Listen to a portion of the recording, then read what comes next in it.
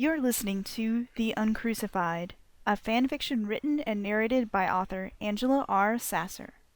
This is an unofficial fan work which takes place within the Exalted 2nd Edition setting created by White Wolf and Onyx Path Publishing.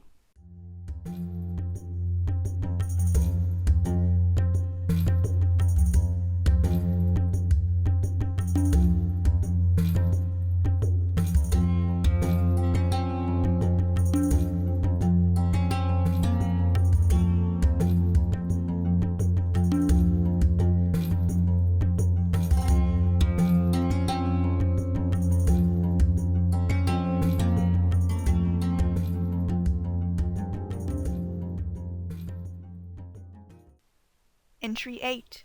The Uncrucified. It wasn't till my arrival in Dinas Reed, long after my journey as Co had begun, that I would learn what the witnesses of that day had dubbed me. The Uncrucified. I loved the poetry of that. Whether I was murdered or not, those in the crowd that day knew my innocence and spread the whispers of my name across the city of Nexus and beyond like wildfire.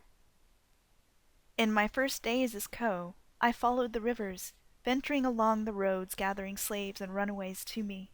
I lived up to my bandit king namesake, making guild caravans ours, with special attention to those shipments I knew were coming from my old friend Oroshu. The symbol of the eclipse that I saw in my vision painted over the guild's insignia became ours. The phoenix became our symbol, a portent of a greater future rising from the ashes of the guild's failings. In each hub city I passed through, I left the seed of a trading post, the first threads in the golden tapestry that would become the pristine guild. All roads eventually led to Dinas Reed, the free city. Planted on a barren terrain that would not yield, where none would dare to settle, our city of slaves scratched out an existence. It might have ended there when the first armies sent by the guild laid siege to the city, or when the barbarian hordes threatened from the north. But it didn't. The constant war awakened in me even more newfound strength I had never experienced before. Essence flows in my veins and in my being. I've become quicker than lightning, and more deadly with firewands than Father could have ever dreamed. He was right all this time. In the hands of a righteous devil, firewands have become for me more than mere tools, but a path to salvation. My heart knows the fire's path, and my enemies are purified in its flames. With the help of myself and my newfound companions, all who also bear the mark of the sun as I do, the city has outlasted where no other would. The fields have grown from the tears of a sorceress. The wisdom and compassion of an exiled realm soldier have kept it safe. The inspiring words and superior baking of a warrior monk have kept spirits high. The watchful eyes of the 2 guardian shadows at my side have kept us safe in dire times. The divine craftsmanship of a master artisan has restored it from ruins. Finally, my pristine guild has grown from a thread into a grand weave, bringing prosperity and stability within our walls.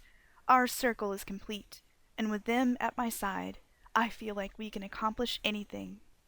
I never would have believed in destiny had I not seen the things I have seen, and done the things I have done.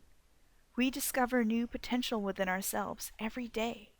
Gods have dined at our table, and ancient wonders come to life, revitalizing the city with new marvels, and bringing the populace grander days than we could have ever hoped for or imagined.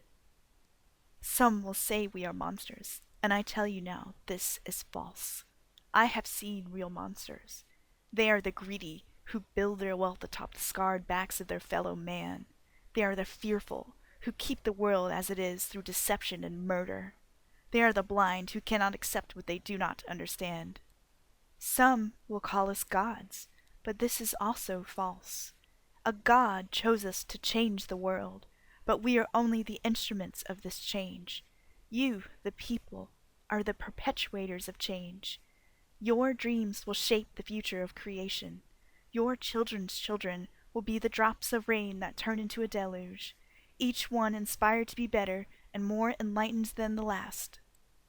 They will call us anathema, but we are no demons, no mindless shells. I am possessed only by my own passion. I finally have the power to protect the good I've seen in this world, even though I was born into cruelty. Even before this path came to me, I have always had power, just as you do. As strong as I may become, I know that true power lies in the ability to abandon fear and to continue forwards, even when you have tasted defeat. If you are reading this memoir, my time in the sun has passed. Do not let this be an end to it. Let courage assuage fear. Let love despoil cruelty. Dare to dream of a different world the way you never thought you could envision it. Answer hatred with ruthless compassion. I am Kalara Vadras. I am Ko, the silver-tongued devil. I am a slave, a bandit king, a businesswoman, a daughter, and now I am nothing but a story. Let my story become yours. Let the world be what you make of it.